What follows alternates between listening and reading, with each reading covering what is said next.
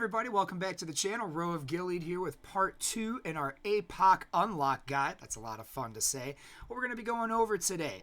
If you haven't watched the first part of this guide, the beginner new returning player overview of the Apoc event, I would highly recommend you watch that first. It's going to be a lot more general details, places to get started, beginning suggestions.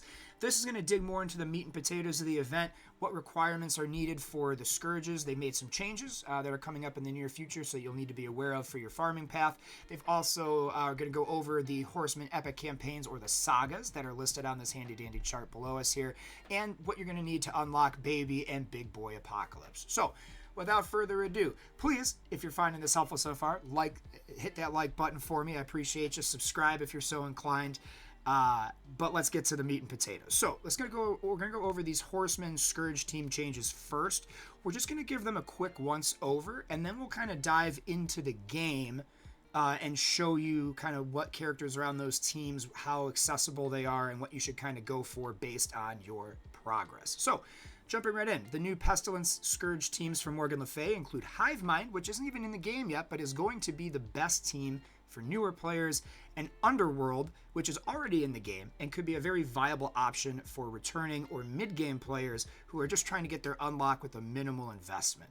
Moving ahead to the new Rogue or Famine Scourge teams, we're adding Infestation, Secret Defenders, and new Warriors. So this is going to open this up a lot, because on top of those three teams, you have Young Avengers, A-Force, who just got a rework, and Inhumans, who are kind of not really worth talking about. But that being said, that makes Rogue, in my opinion, this is going to be the easiest saga to complete on nodes 5 and 10, because you have 5 of those 6 teams are still really, really good. I cleared this with Young Avengers about gear tier 15 and had very little problems with this Scourge. This was one of the easier ones for me. And I was using one of the older teams. So with these 3 newer teams in Secret Defenders, New Warriors, and Infestation, you're going to have a lot more options. And we'll kind of talk about which teams might be the best for you to build into in just a couple moments. Moving ahead, the new Red Hulk, War, Saga, or Scourge teams. There weren't many changes to this one. Hero Asgardians and Wave 1 Avengers were the 2 to go for before. They've opened up the Asgard requirement a bit, and now they're going to let you use any Asgardians, so heroes or villains. So this will add in characters like Hela and Loki and Sylvie and Team Loki. So you're going to be able to use most of the Bifrost team in here, which is going to be a big deal. That is the Mystic Raid team for the next year, so it's a good time to start farming them. Or if you're a mid-gamer returning player, you'll have access to Black Order and Thanos, and if you had built them up back in the day, they're going to make this a lot easier for you to do as well. Lastly, we get to the new Archangel or Death Scourge teams, and there's really not many new teams added, but they did make a pivotal change to the nodes. So first, the new team added is going to be the Pegasus team, right? That brand new Tech Raid team that's going to, again, be the new Tech Raid team for about a year and a half, so worth the investment. And then the big change, the big change, is they changed the minion nodes to allow any villains as well, bringing it back in line with the other 3 Scourges, where the first couple nodes are more general, like hero, villain, city, global. So that makes this a lot more tolerable, and that's going to make it more doable to pull off the dorky dad strat where you score over 1 million some points in the first 4 nodes. So definitely huge positive changes with these teams going into the Scourge events. Now, that being said, let's pop over to the game real quick. Make sure that's up. Let's pop over to the game real quick. And where's my window capture? Wow. Move that above that. Bam! Okay, so there we are in the game. I'm going to move myself back down to the corner here real quick so it's easier to see everything. All right, getting back into it. If we go over, let's look at the teams needed for Morgan Le Fay first, which were Underworld and what we had said. Underworld and... pull up here for reference, was Underworld and Hivemind. So Hivemind isn't even in the game yet. We don't know much about them aside from the kits that have been shared. through the blog post. They just got an update to Venom and Carnage. Venom is the real winner in that scenario. But let's take a moment and inspect the Underworld team just so you can kind of see what you're looking at in terms of how to find them and if they're going to be worth your time. So, Mr. Negative is a free character that you get for logging into the MSF web portal through their web store every day and going to their free claims. Easy 7 stars. He summons minions, which is awesome. And actually, 3/5 of this team summon in additional minions to help you fight. And that's pretty awesome. So Mr. Negative is a freebie. You just got to log in. You'll get him after about 6 months of play up to 7 stars. Kingpin is farmable in Nexus Chapter 7-9. So he's chapter 7, node 9, very end. Kingpin also summons minions. He also gives offense up to allies in the Underworld team, and is very, very fun to play with. Not necessarily useful. Something should be said about this whole team is they're not necessarily super useful outside of war and doing the Scourge. So I wouldn't recommend this necessarily as a big investment for newer players, because hopefully you're going to be following along with the rest of the community and unlocking Hive Mind free to play, and that's going to end up being a more powerful team than this one, even if you have lower stars. However, again, if you're a returning or mid-game player that already has these characters or is close to having these characters at a reasonable level, they might be worth investing in. Green Goblin, very early farmable villain node 2-3. Nobu, very early game. Oop, I didn't mean to do that. That's okay. We gave him a rank up. Whatever, Nobu. Go ahead. He is easily farmable. He's villains, I want to say. Yes, villains chapter 6-3. So very easily farmable pre-level 60. Same thing with Green Goblin.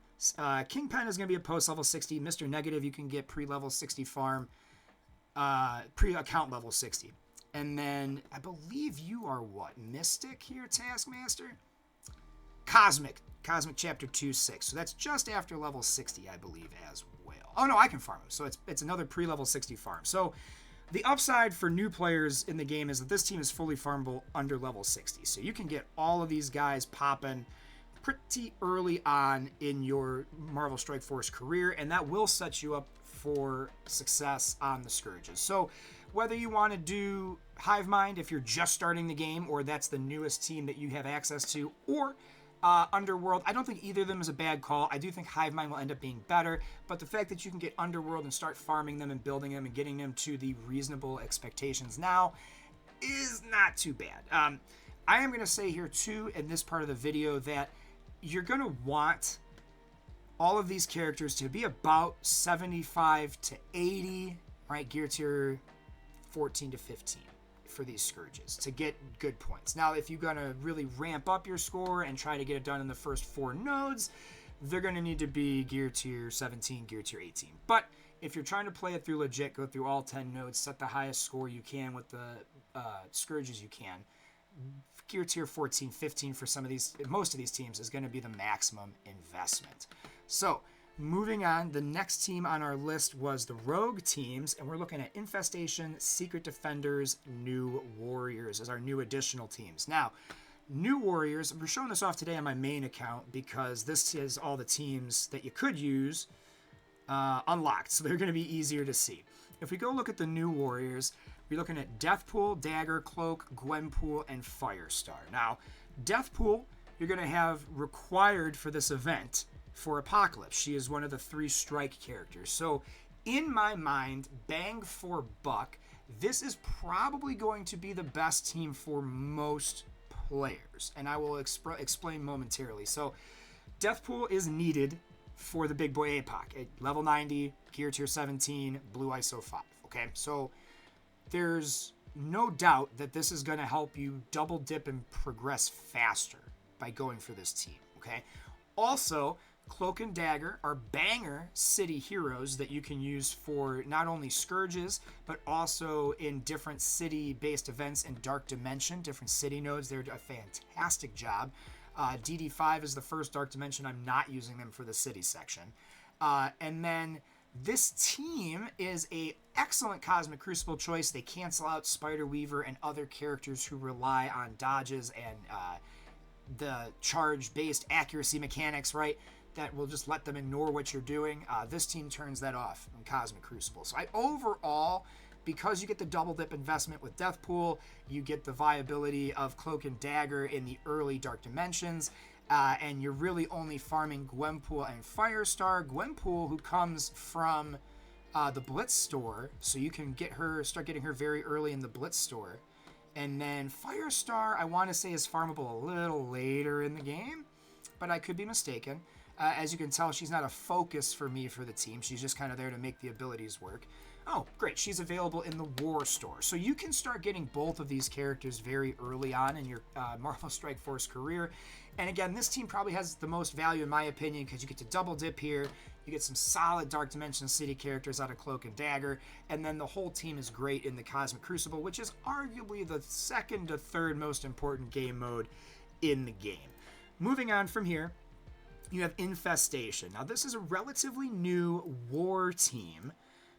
So again, they're not necessarily very high on the priority list. However, if you are very serious about war more so than Cosmic Crucible, which as you can tell, I am not, this team might be more up your alley. I'm going to go off on a limb here and say that this team is really only for mid-game or returning players, because though you get pretty early access to Black Widow and Ant-Man, Yellow Jacket doesn't come in until midway through the Doom campaigns. Swarm is only farmable in the Arena store, if I'm not mistaken. You get him in Elite store too, but his primary spot is in the Arena store, which is going to be a pretty stocked place that you're going to be going through a lot of other characters before you get to somebody like Swarm. And then Big Time Spider-Man comes from Raid Season rewards. So you're only getting him based on how well your alliance progresses in the raids. And though he is a good character, and this is a great war team, it's just not very accessible, and it's very hard to start building into this early game.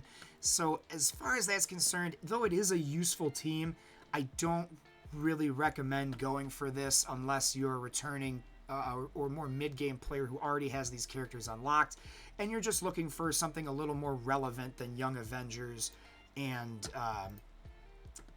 A-Force. So that being said, the last team we got to look at for the Rogue event, for the Rogue Scourges, is Secret Defenders. Now, this team is another team that this team is going to be more for mid-game to end-game players who already have these characters unlocked. If by the time you're watching this video you have easy access to these players in the normal campaigns, then yes, this is going to be the best team. But here's the problem. Right now, all of these characters, with the exception of Doctor Strange, are mostly end-game only farms, right? So Black Cat is still only an event character from their Pacts and Scourge events, the new stuff post-apocalypse. Miss Marvel Hardlight you can farm from the Raid store with your Raid tickets. Photon is available on Villains Hard, it's like super late game. It's like chapter 7. Yeah, 7-6. So I'm just starting to get her farmed. And I'm at max level, so I mean, it tells you how deep in the game she is. And then Ghost Rider Robbie is only going to be available in Elite Supplies and regular supplies and the Ultimus Orb and Crucible store. So the Cosmic Crucible store is the main place you're going to get him, which again is only accessible after level 60. So none of these characters, really with the exception of Doctor Strange, who you don't want to use, you want to use somebody else in place of Doctor Strange with this team, is Miss Marvel Hardlight. She's really the only early game accessible character.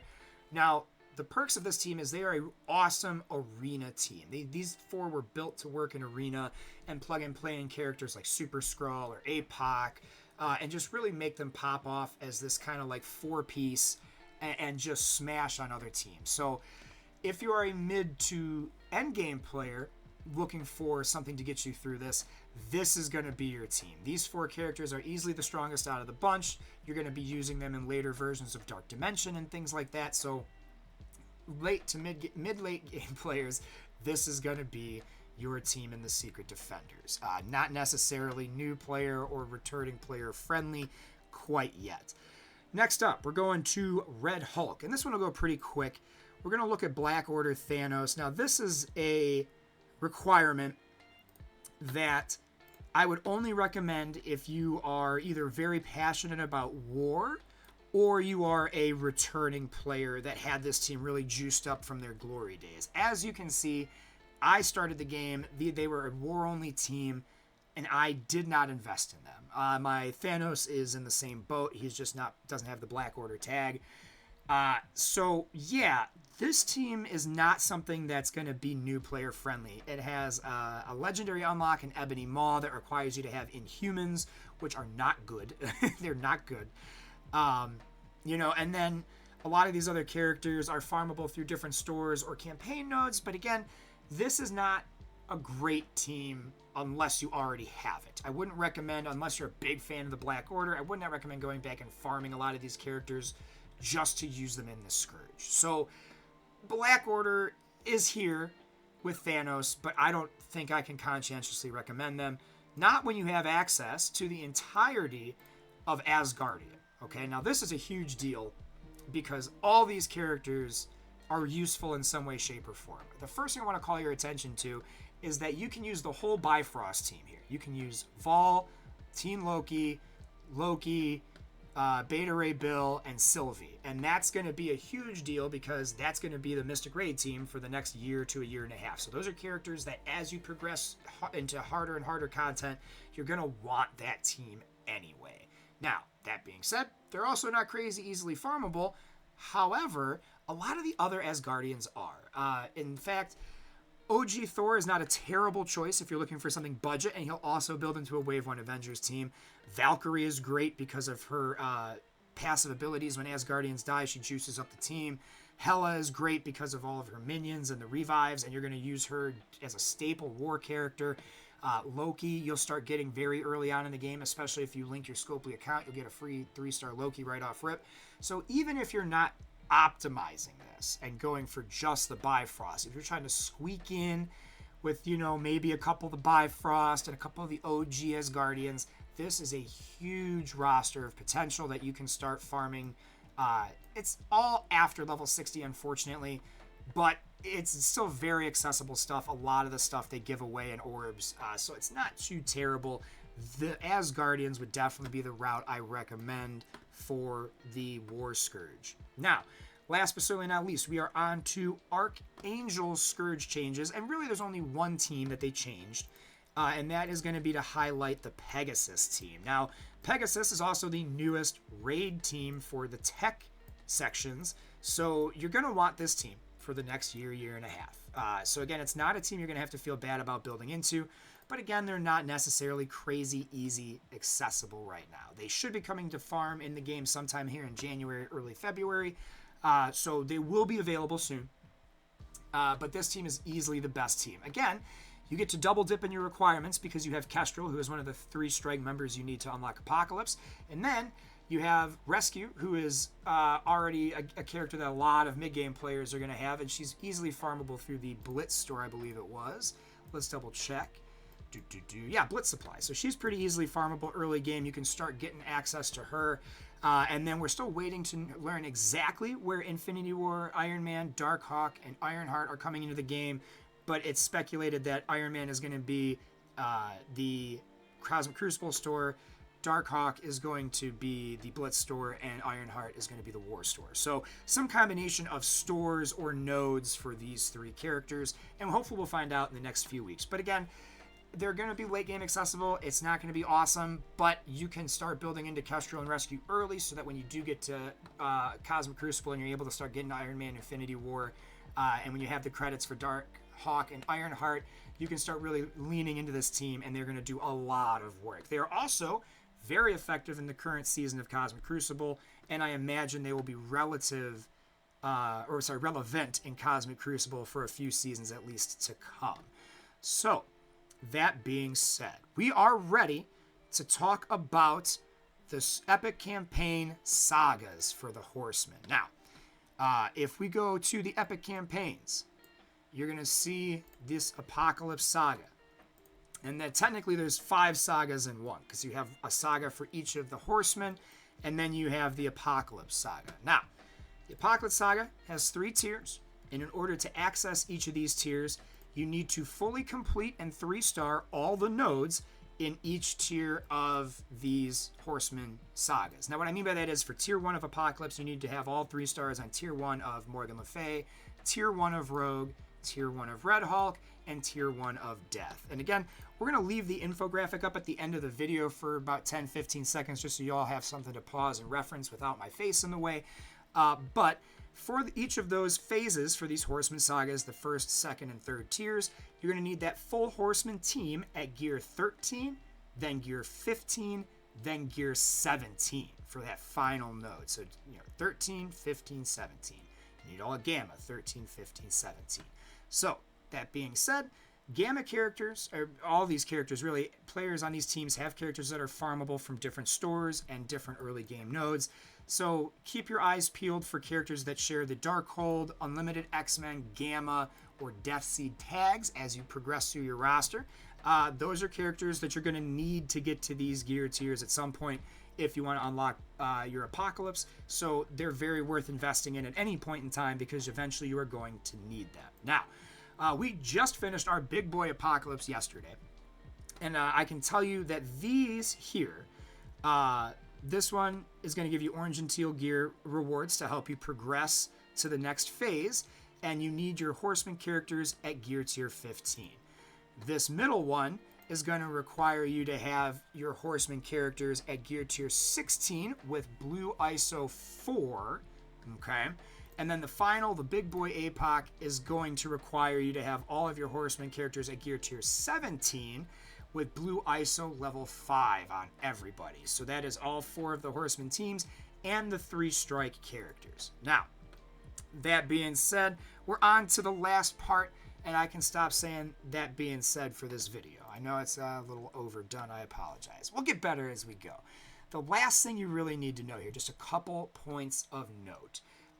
You can do these in any order, but there is an order in these Apoc nodes that it will be helpful if you blue ISO and gear up certain teams first. And that order is Darkhold first, then Unlimited X-Men, then Gamma, then Death Seed. And then you're going to need your strike characters. So, all right, so Kestrel, Deathpool, and Spider-Weaver. So I would recommend highly setting up a tab in your roster and putting the teams in order. Darkhold, Unlimited X-Men, Gamma, and Death Seed, so that this way, while you're progressing and grinding and leveling, you know where your priorities should fall as far as unlocking those Horsemen and leveling them up for these events. It's not necessary. You can do them out of order, especially if certain teams give you more benefit in other aspects of the game that you are passionate about. But just know that when you do start to push for the unlock for Apocalypse, that you are going to need those teams at those gear levels and ISO levels in that order so that you can progress through the Apoc Saga event. Also, one last point of note. It should be noted that you do not need to have your Horsemen at 7 stars in order to clear the Apocalypse Sagas. In fact, we're going to pull mine up for you just so you can see that you don't need it.